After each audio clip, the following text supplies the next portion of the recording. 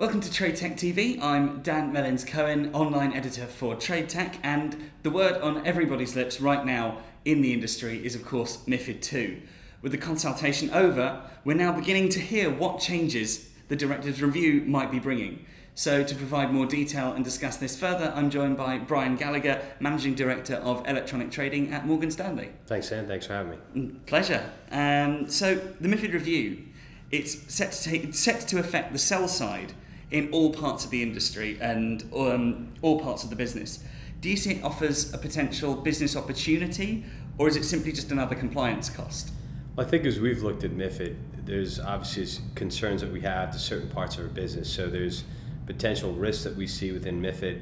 Clearly what we want and what the industry wants, if you go back to the G20, one of the desired things that they want is more derivative contracts trading on, standardized derivative contracts trading on exchange platforms. I think there's a need for transparency in the marketplace. We would agree with that too, but there's certain types of transparency that may impact negatively MiFID. So there's always the unintended consequence. So as we look at MiFID, clearly one of the things is trying to identify the cost. There's a cost-benefit analysis with each of the individual line items that we've read within the consultation paper.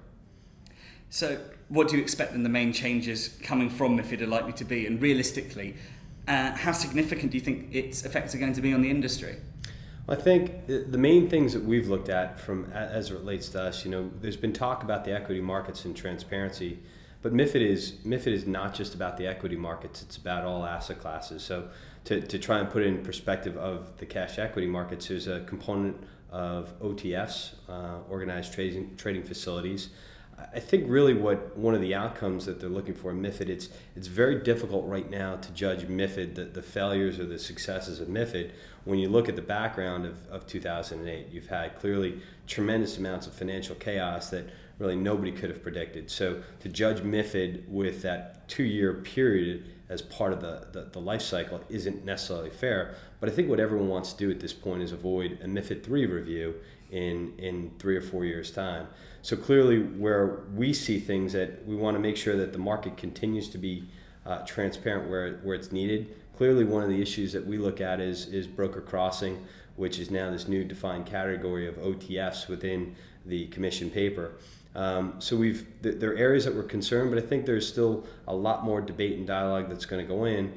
And we're fairly supportive of most of the initiatives within the consultation paper, but once again, it's always going to be the details and working with both other market participants, the regulators, and the European Commission to make sure that our business, we can conduct our business, be as transparent to the market as possible. Sure. I mean, I'd heard actually you were talking about broker crossing networks. They're actually going to be reclassified now again as MTFs. Well, that's not necessarily what we've read within the consultation paper. I think what they've looked at is broker crossing doesn't fall under the 2 guidelines that MiFID 1 provided, which was either as an MTF, which is an open platform, or as a systematic internalizer where we're committing our capital. I think what's most important to us is discretion, and that's discretion on how we're going to exercise our clients' orders. But most importantly, as we've talked to clients, it's about choice. We're not forcing our clients into these mechanisms. It's something that the institutional buy side has really pushed us for, and to make sure that they still have the ability to access this type of liquidity. So certainly what we want to see is there's a regime where there's a new definition for broker crossing. It is separate, it's different and distinct than an MTF.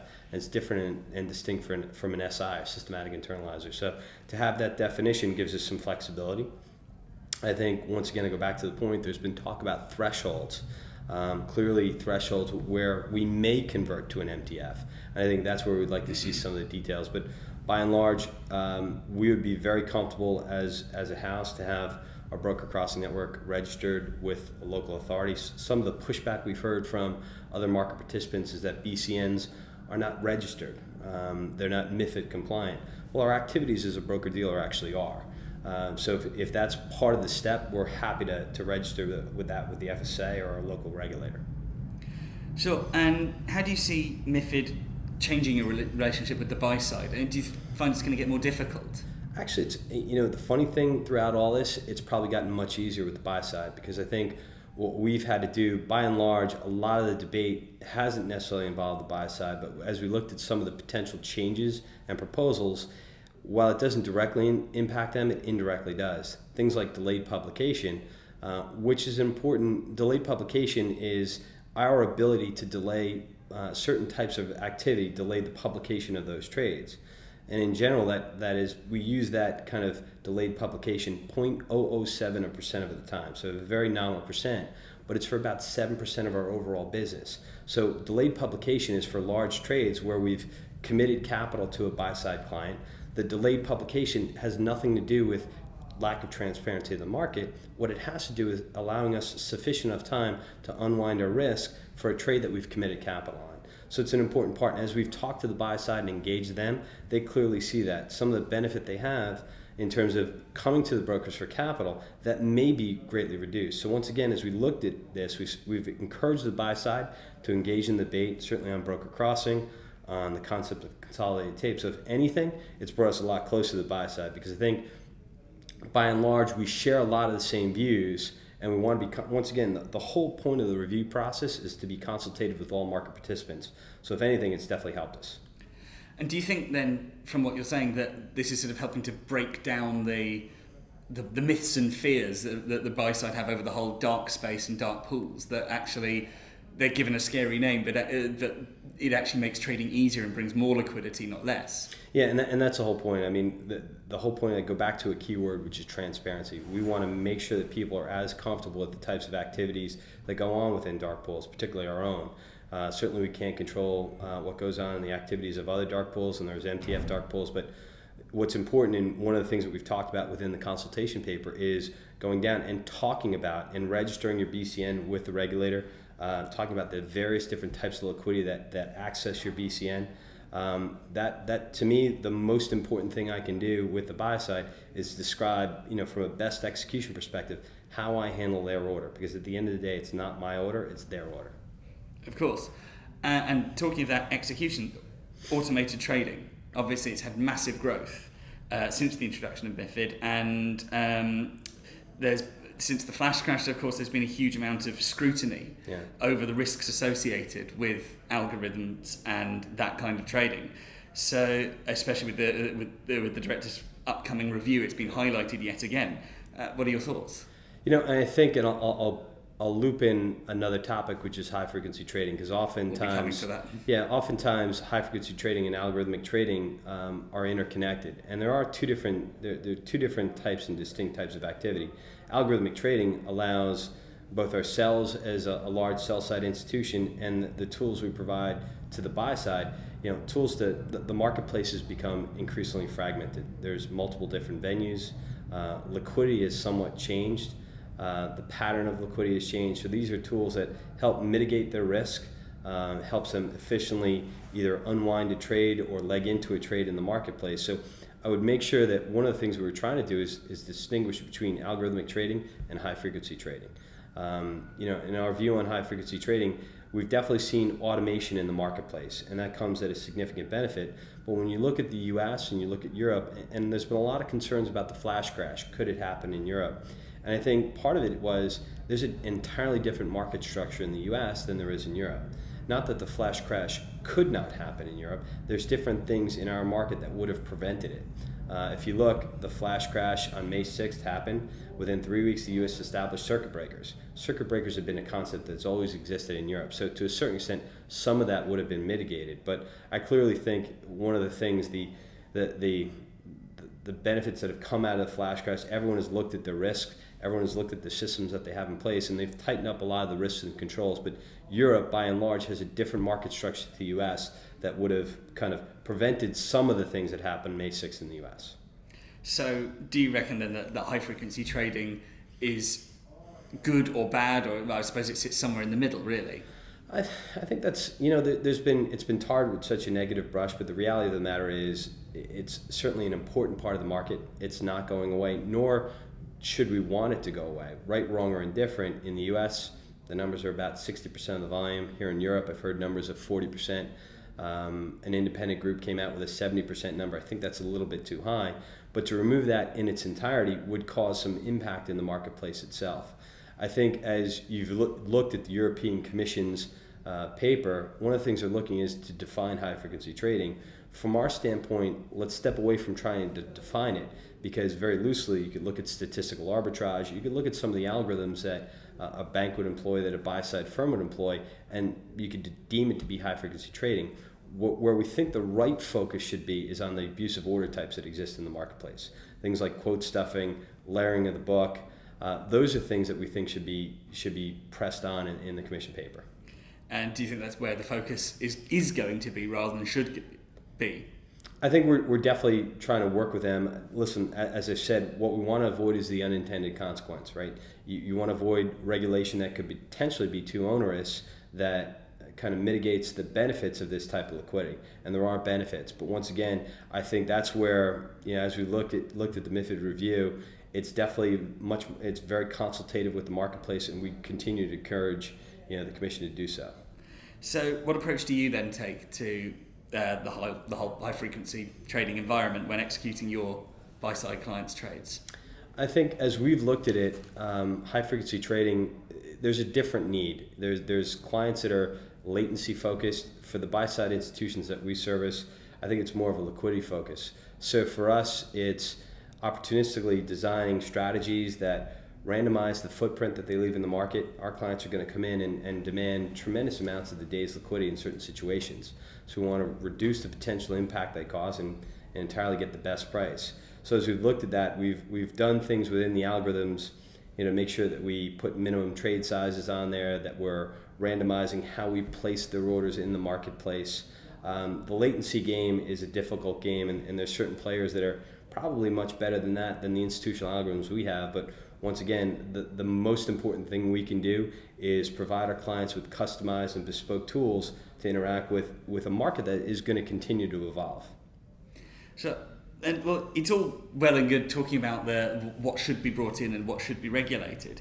And indeed, in the US, the Dodd-Frank came in very, very quickly and was quick to strike. But in Europe, it seems regulatory reforms often take a long time to get going.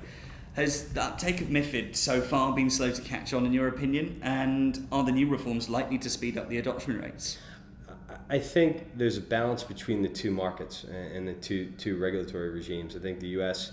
Has always been very much a rules-based environment, whereas Europe is principles-based. So I think, once again, I go back to the point I made earlier, what I think one of the real true aims of this review process is to avoid a potential. The markets will continue to evolve, and we don't want to be in a situation where we're going through this MiFID 3 review in a few years' time. So I think taking the time right now is important to make sure you get it right, so that we're not continually going through this year after year after year. Sure.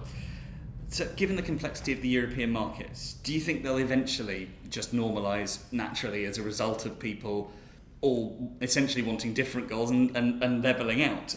Or do you think we need this regulation, we need a more tighter monitoring to avoid them spiralling out of control?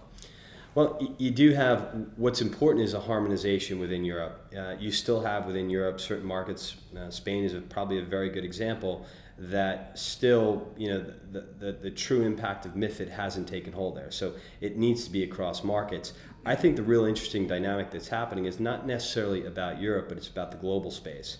I think this week's been a very interesting week. On Monday, you had the announcement of Deutsche Börse and NYSE Euronext. You had LSE and TMX. So you're starting to see, a consolidation pattern within the exchange space, and that's been a consolidation and expansion play that's gone on for probably the past 10 or 15 years within, global exchanges. We saw it probably more on a regional basis. In the U.S., you saw certain market centers like Instinet, Archipelago, Brute, Direct Edge. There's always an ebb and a flow based on the overall market dynamics. Right now, one of the things you could talk about, and I always talk about this right, wrong, or indifferent with high-frequency trading, even there, the latency game is become a very crowded space. And if you look at the U.S. marketplace, my view on the U.S. is that there is a tremendous amount of high-frequency type of firms in there, and you're starting to see that it's become too crowded.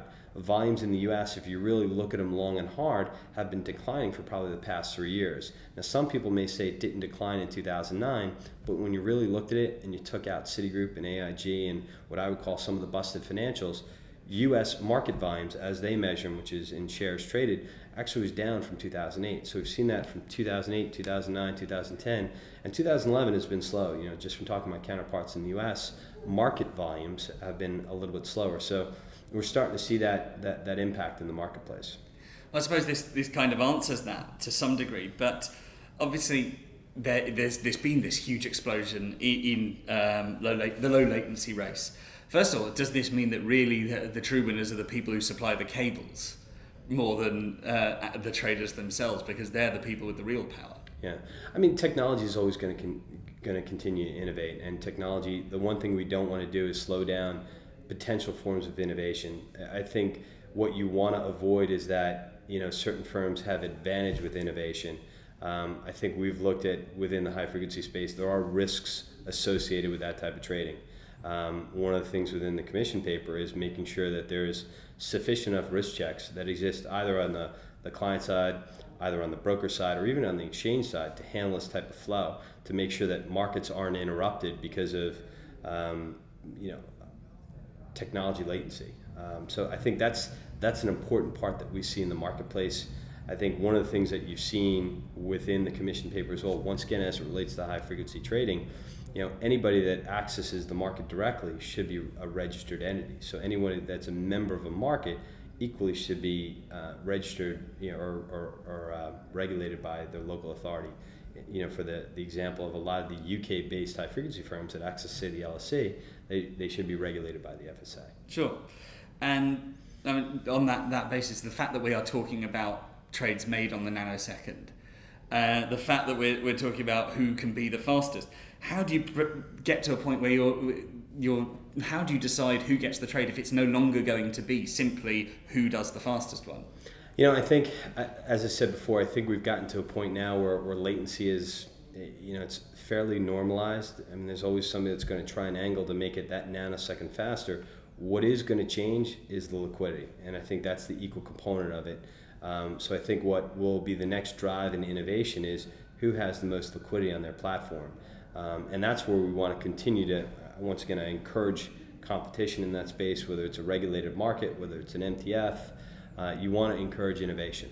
So finally, we've been talking obviously a lot about what the regulators may or may not be doing, what they may or may not be bringing in. If you could choose one piece of regulation that they couldn't change, what would it be? Well, I think one of the things that we'd like to see is, you know, on the topic of transparency, and transparency absolutely is important, but not all transparency needs to happen. And I think I go back to some of the points made about delayed publication. I go back to the point of, you know, the broker crossing that we provide. I think that there's, at a point, it's important to be transparent to the regulators, right? I think it's important to be transparent to your clients, but at times it's not that important to be transparent to the market in general. I think that, I go back to the topic of delayed publication, certain things and certain types of our activity where we're committing capital, actually being that open and being that transparent to the market may force things back into a different direction. It may change trading behaviors. You know, we've talked about, you know, right, wrong, or different, the term dark pools. They've always existed. I mean, I think the buy side, whether they were holding back, they had an order to buy 2 million, they gave a sales trader, you know, 200,000 to work, the sales trader gave 50,000 to the trader put 10,000 into the market. All along the way, parts of that order were left behind for a later decision. I think that's always existed, and you may see behavior patterns revert back to that. So everything on market, there are certain forms of OTC trading that absolutely, one of the things that we want to see is better flagging of OTC, but there needs to be room for certain types of trading behavior to continue to exist. Well, that's all absolutely fascinating, and I wish we could carry on, but unfortunately we're out of time for now. So thank you very, very much for joining us, Brian, and I look forward to seeing you at TradeTech. Thanks, Dan. Look forward to seeing you as well. Cheers.